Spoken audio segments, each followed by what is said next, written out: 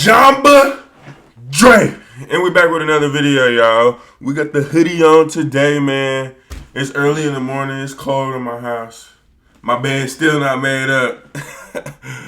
But man, we going after it, man. Hopefully everybody had a good day. You know, we're all striving. I hope we all strive and get a step closer to our goals. And shit, let's hop right into it, man. We're not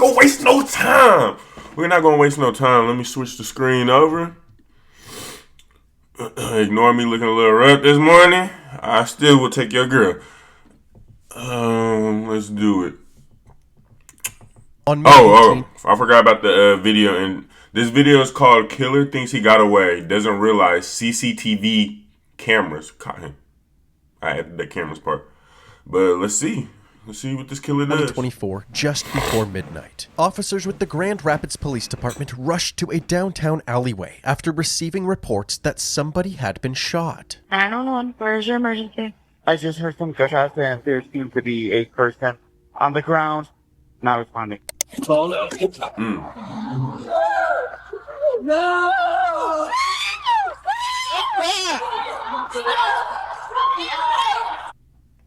Did y'all just see what I see?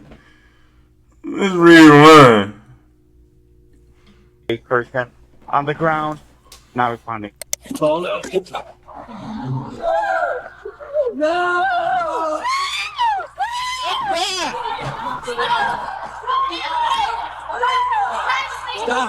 Stop! You need to move right now. That's my sister. That's my sister. Please let me go. The officers began CPR, fighting to save the victim's life, but it quickly became clear that they were too late. Here's beyond medical health here. It wasn't long before EMS arrived and confirmed what the officers had feared. The victim, 15-year-old Lakeisha Williams, had succumbed to her injuries. 15? What was TOD? 348. Hold on, was those her kids? That is a he female. Said 15? Hold on, chat. I gotta rewind it. What was TOD? 348. She's 15. It wasn't long before EMS arrived and confirmed what the officers had feared. The victim, 15-year-old Lakeisha Williams, had succumbed to her injuries. What was TOD? 348. That is a female. Lakeisha? The police quickly secured the crime scene and immediately began their investigation. Is there casings over there? Do you guys know anything about what happened? That's my sister. That's your sister? That's my blood sister. I don't know nothing. I just got here. But if the shots came from in here, we're gonna have to walk this. They were able to obtain surveillance footage from the area, and the moments leading up to the shooting were caught on camera. Right around the corner from the alleyway, 5 kids can be seen riding around on scooters at around 11:30 p.m. One of these kids was Lakeisha. This gotta be Her Houston, brother, the one in the Dallas, orange somewhere. shirt, was leading the way as the group turned into the alley. When he reached the end of the alley, he looked to his right and saw a mysterious group walking towards him. He immediately pulled a U-turn, as if he was trying to avoid them. When the group reached the intersection, one of the members looked down the alleyway, drew a handgun from his waistband, and shot 4 times. One of those bullets struck Lakeisha in the back of the head. Both groups seemed caught off guard. It must have been some gang violence or something. For him to just pull up, he must have did something. For him to just pull up in public, no disregard, want that nigga dead like that, it had to be something.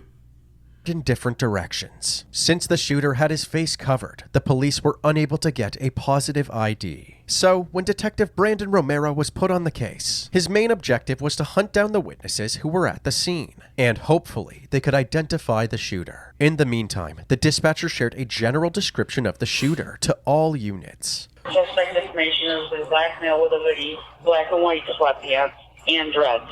That's all we have at this point. Word quickly spread throughout the community of Lakeisha's death, and her friends and family began showing up at the scene, looking for answers as to who did this. I got her. Since the police didn't have much information at this point, they asked Lakeisha's family to visit the station the next morning. I can tell you. We back from that ad, y'all. Personally, that we have a really good start on this case. Okay. Did you guys get the video from the cinema? Yes. Yeah, we got video and we've watched. I mean, there's a guy right now actively we're pulling cameras after camera throughout the city. The only unfortunate thing is we can't positively identify the shooter's face. And if they ain't gonna talk, Well, there ain't nothing we can do. we understand that there's going to be juvenile, young little kids that ain't going to want to talk to us as this moves forward, but at the end of the day, we'll get there. Okay. Trust me, we'll get there. The family had important information to share with the detectives. They had reason to believe that Lakaja wasn't the intended Maybe it's just target me. That of the look- that shooting. don't look Instead, sad. it was more likely that one of But some Lakaja's people friends grieve had differently. angered a local gang member after a fight that had recently taken place. Unfortunately, they had no idea who was involved in the fight. Do you have any idea when this fight was? That was a couple weeks ago.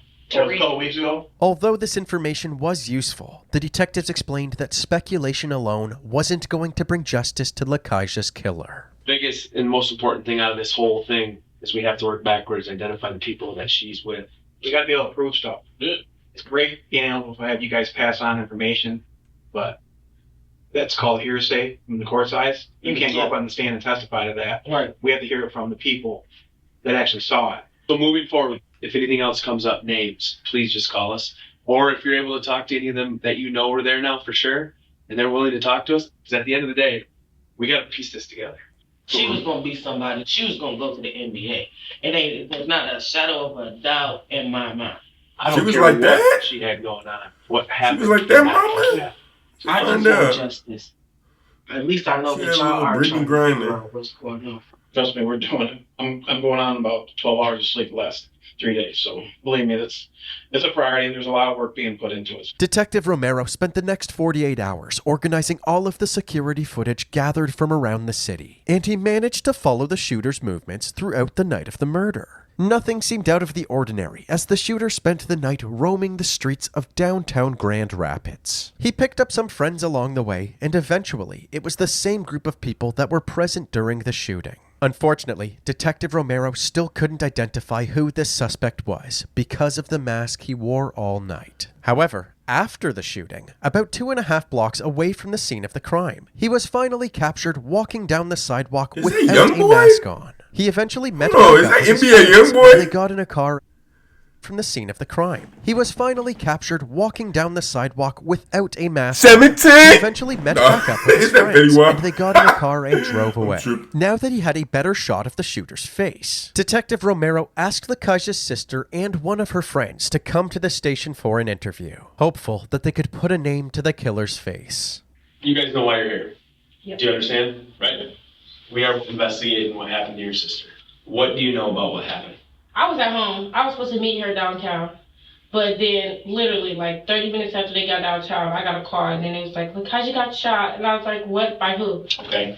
I'm going to show you a video. I just want you guys to tell me who it is. That's crazy, bro. Yes, that's just like like him, him. and Why is he not? That's irritating. Clear as day. 18-year-old Josiah Pittman is a troubled teenager who also happens to attend the same high school as Lakaja and her siblings. Yeah. He lives in a rough neighborhood It in took them Grand 10 Rapids where seconds. gun violence is common and death is frequent. How do you know Joe? I knew him since I was in middle school. I'm telling you, that was every day. Just- Yes, okay, we had what- almost every single class together. Like, Oh, really? yes. Okay. But we still like kept in touch. Like even after Lakaja died, I did text him and kept everything cordial. Like I didn't even know nothing. I just asked him on the phone like, "You killed Lakaja?" And he told me no. He lied. So, but I would go and identify that boy. I would go if he go to court for this. I'm gonna be at every single one. I don't care. And at least I'm gonna go knowing that I spoke up for Lakaja. And has he even been brought in? Do you still have enough evidence right now? Even though this was a step in the right direction, they couldn't arrest Josiah until a witness that was actually at the crime scene could confirm that he was the shooter. The problem was that none of the witnesses were coming forward. So, on July 1st, 2024, the Grand Rapids Police Department released this surveillance footage on their social media. In the footage, Josiah's 5 friends can be seen, 4 males and 1 female. They appeared to be high school they look kids, young, too, possibly like in their 17, late 16. teens. The same day they shared this clip, Police Chief Eric Windstrom held a press conference urging the community to help identify the people in the video. When we lose a 15-year-old to gun violence in downtown Grand Rapids, that falls on the whole. If you watched my video yesterday, we needed a super cop like this. He looked like he don't play. Because them cops we had yesterday, they was getting juked out their shoes. Hey, I want you to play, try to draw away from a nigga like this. He's not playing with your ass. You gonna be like, mugshot, in jail. Let you run into one of these. We have video evidence which shows that these 5 individuals were absolutely within feet of the murderer, saw what happened, saw who pulled the trigger, and they saw Lakaija get killed. And we need to hear from them. We need to talk to them. And we need the adults in Grand Rapids, the parents, the teachers, to help us to identify these individuals, stand up, help us, and do the right thing. Shortly after this press conference, the police department received a call from someone claiming to know one of the people in the surveillance footage. Who do y'all think? Listen, this is my take. Out of the whole group, it's either gonna be the white girl that snitched and tell first. That's my guess. Or it might be one of the black niggas in the hoodie. Who do y'all think? Or it might be the dude in the Nah, I take that back. I'm going dude in the short shorts with the bald cap. I don't know if that's a female or I'm going white girl. Let's see. Thanks to the information the caller provided, Detective Romero was able to identify this girl. What did What did I tell y'all? Nigga, I know. Interview her, so he went to the girl's house to speak with her mother. Hello, how are ya? Do you have a daughter by chance? Yes. If you could explain to her, she's not a suspect. Okay. But it is very important that we talk to her, okay? Okay. Tell her, give me a call. Okay. Awesome. Thank you so much. I appreciate it. Take care. Although the girl's mother seemed cooperative, 20 days passed with no word from the witness, and the investigators were beginning to lose their patience. Detective Romero decided to contact the witness's mother again, this time by phone, and he explained that there could be serious implications if her daughter didn't tell the police what she knew.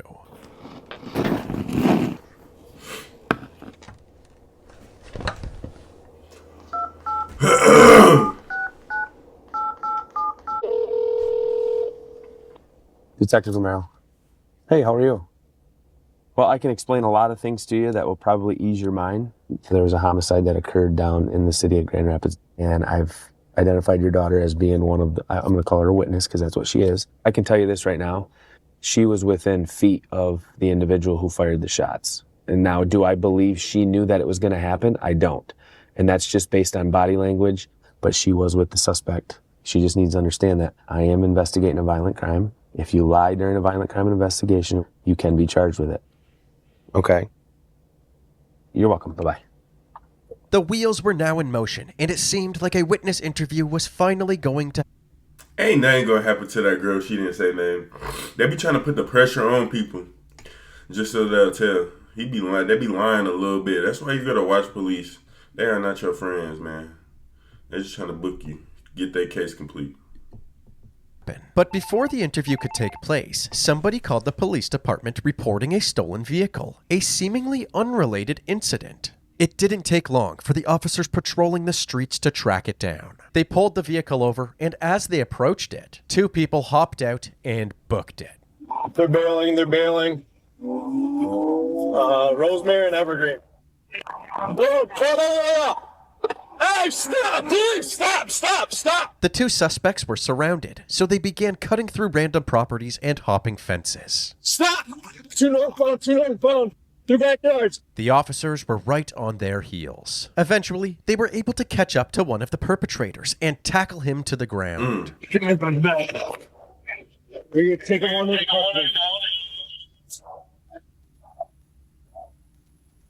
What's your name, man? Josiah. What's your last name, Josiah? Pittman. What is it? Pittman. The officer had no idea who Josiah Pittman was until he checked his record and discovered that he was the prime suspect in Lakaija's murder. All right, man, you can step on out. And that's how the cookie crumbles, bro. Josiah was closely monitored, while Detective Romero was informed that his murder suspect was in custody for an unrelated charge. Although this seemed like good news, they still hadn't sat down with the witness to confirm that Josiah was the shooter, so they decided not to mention the murder investigation. They charged him for stealing the car and fleeing from the police, and Josiah was released on bond. Soon after this incident, the detective was finally able to sit down with the witness. She believed the shooter was in the car with her on the night of the murder, but I'm gonna stop pausing after this. But I'm just trying to know his reasoning behind this. If this is not gang related, like, he's just an idiot, bro. You just shooting to shoot. Like, this shit just seemed, I don't know. Wasn't certain. Okay, this guy, the guy that had a balaclava, a white balaclava, was he sitting in the front passenger seat of the car? Where were you sitting again? I was in the very back. Driver's seat.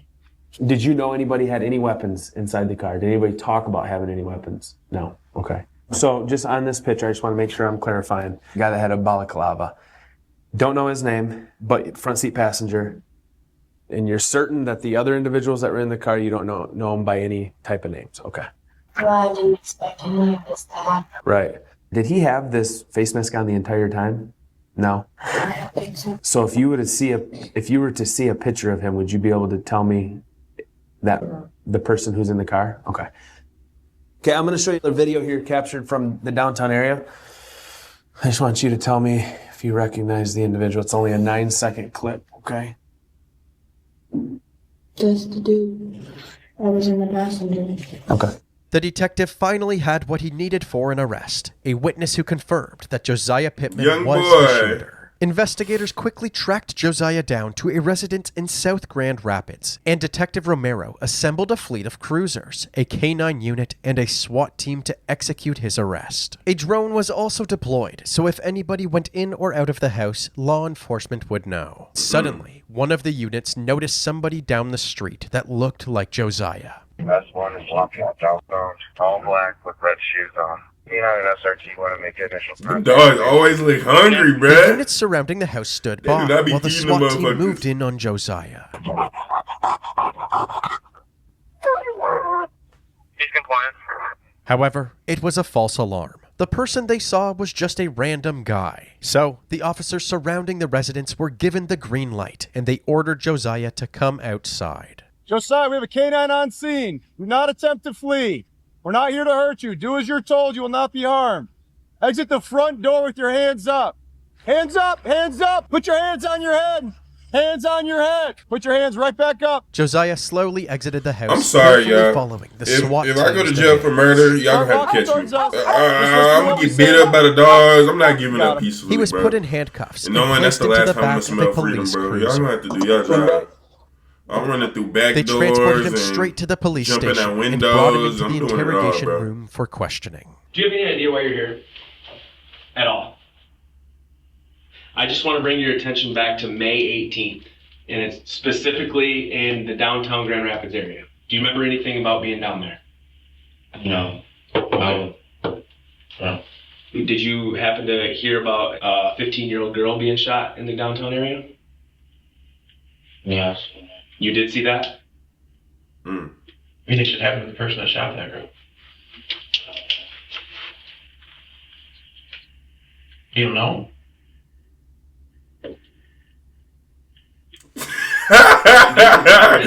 Wait, bro. Hey, he's about to choke that nigga out. Look at this house. Hey, he killing me. He about to reach across and slap his last nerves. This entire incident was captured on camera. Start tapping his pen. And I want to hear your side of the story. Had to skip over another ad, but you know he a dad. I want to hear it from Josiah Pittman. Oh, shit. I don't recall. You don't recall? Do you recall being there? Is it possible you were there? You were not down there? You don't know? You don't know. This is your First you opportunity. denied it, now you say you don't know. Just shut up, man. What's that? I don't remember. You don't remember? Detective Romero's emotions were already running high, with Lakaija's killer sitting right in front of him. And Josiah playing dumb was only making things worse. But the detective kept his cool and decided to confront him with screenshots of the surveillance footage. I'm gonna show you a picture. Who's that? So you're gonna stick with the story that you know nothing about it. Bro, I'm sorry. I'm positive to like this video. I don't give a fuck, bro. This nigga, he's sick, bro. Hey, I know, bro. When he put that picture, he said, "Who's this?" His heart But the dropped. detective kept his cool and decided to confront him with screenshots of the surveillance footage. I'm gonna show you a picture. Who's that? So you're gonna stick with the story that you know nothing about it. You were not down there. After I just showed you 6 pictures of you downtown Grand Rapids. That's your story. Hello? Yes or no? Thumbs up? Okay, yes. This is no longer juvenile stuff, buddy. Do you know how severe this is? And you're okay with it? You're okay with eating a murder charge? All I can say is we have a 15-year-old girl now that's dead. I don't think she's the target. There's more to this story. This is why your opportunity right now to tell us the more of the story. I don't got no story to tell. Clearly, Josiah had no remorse he's for not a gunning dumb down criminal. an innocent Amen. person. The detectives took his silence as their cue to end the interview. He was booked into the county jail, and the authorities held a press conference announcing his arrest. Over this past weekend, the Grand Rapids Police have arrested Josiah Tyree Pittman, and my office has filed charges against Mr. Pittman for that homicide that occurred back in May. A 15-year-old girl who was literally just riding her scooter in downtown Grand Rapids is gunned down, and the family was devastated. Absolutely heartbreaking, absolutely tragic, absolutely avoidable. We are not going to be the city that tolerates one of our children getting murdered and not following through. At Josiah's arraignment hearing, the judge read out his charges, but Josiah didn't seem concerned whatsoever. In fact, he seemed bored. The crime is called homicide, murder, second degree, which in the state of Michigan is a life offense or any term of years. It is alleged that you did carry or have in your possession a firearm to with a handgun at the time you committed or attempted to commit a felony. He pled not guilty to his charges and was denied bond. Although Josiah initially maintained his innocence, he later admitted to being the shooter and changed his plea to guilty. His sentencing took place on October 8th, 2025, 6 days after his 20th birthday. He had a smirk on his face as he sat down with his defense team. Lakaija's mom, Shakita Matheson, had the opportunity to speak to the court, and she urged the judge to hold her daughter's killer accountable. Lakaija's death did not only take my Nah, bro, I'm sorry, bro. You gonna get hit with a right hand, right foot, left foot. Bro, you come in the courtroom smiling after you just killed one of my little ones, bro. Bro, the belt to ass that I'm gonna inflict on you, bro. Hey, that's all I'm gonna say. It shook my entire family. My other children are grieving deeply and live in fear that the same thing might happen to them. I lost my son in 2011 to an unexplained death. And while the pain is unimaginable, the loss has been even harder to cope with my daughter. I hope the person responsible is held accountable for their actions. I share this not out of anger, but out of honesty, to make sure my daughter's life, my pain, our family's experience is truly heard and remembered. Thank you for allowing me to speak. In response, Josiah's attorneys did everything they could to vouch for their client, Look at explaining him, bro. that Lakaija's death I was have the to put result some of hands on him, bro. Josiah's He just trauma-filled look upbringing. Like, bro, you just killed a 15-year-old girl, bro. Why are you so happy? Maybe it's because he like 20, bro. He just turned 20. He probably not gonna really understand what he did. I don't think he understand what he did. That's the only thing I can say.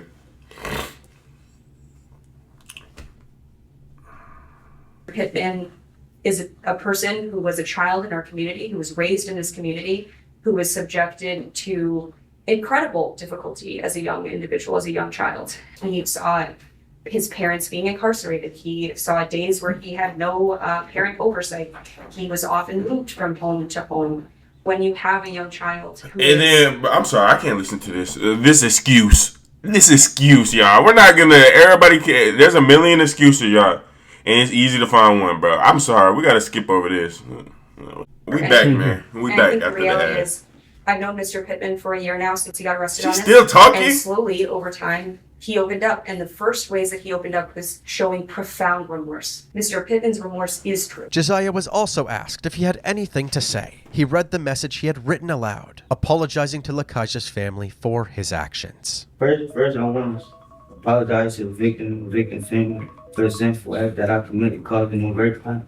Even though Lakaja was not my intended target, I was wrong nonetheless for letting the devil take control of my actions on that horrible day. I hope that Lakaja family and friends can find it in their heart to forgive me. I understand them fully if they refuse to do so, because forgiveness is a gift that I honestly do not deserve. After taking everybody's statements into consideration, the judge handed down Josiah's sentence. It's going to be the sentence of this court. So you should be committed to Michigan Department of Corrections to first serve the 2 years on a felony firearm. Consecutive to that charge, you will serve a minimum of 300 months to a maximum of 600 months in the Michigan Department of Corrections for the second 300 degree. months to 600 months. I'm sorry, I gotta do some math. He'll probably do it. Oh shit, y'all. That like he whipped out the calculator. Yes, y'all. Alright. Damn, so he got 25 to 50 years. 25 to 50 in Michigan. He 20.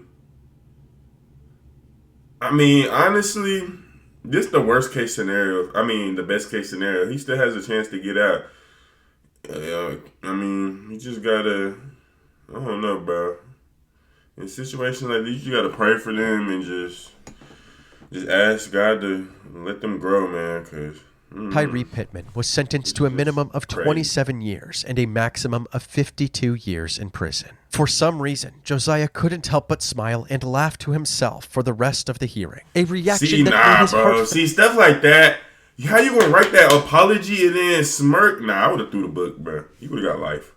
Apology feel much less sincere. Bro. He was taken to the Charles Eagle like, Reception and Guidance happy, Center, where he currently resides. His earliest release date is in the year 2051, while his maximum discharge date is in the year 2076. Things will never be the same for Lakaja's family, but although her death has caused them indescribable pain, they continue to celebrate her life every day, reminding others of the special person she is. Lakaja Williams' photo printed on a shirt her sister, Lemia Foster, wears. My baby. I'm gonna cry. I'm gonna cry, I'm sorry. Memories are all that's left of her little sister. My favorite memory with her is when I showed her my birth video and she just started gagging, like just gagging. But she came to the hospital with my baby. She would not hold my baby because she was like, it's too small, it's too small. It's like almost not believable. You don't really believe it until you actually see the person, and it still is just like, it feel like she gonna walk through the door anytime. Lemia Foster says her sister loved basketball, all things fashion and a good joke. She was goofy.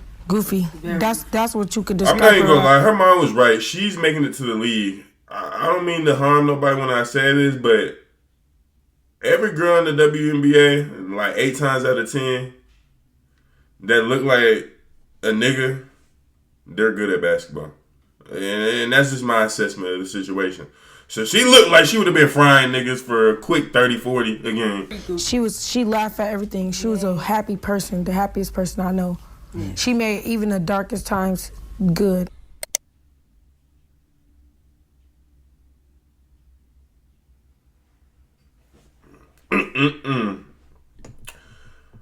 Alright, we're gonna close it out on that, y'all. Let me get back on the big screen. Alright, man. That was a little long video today, man.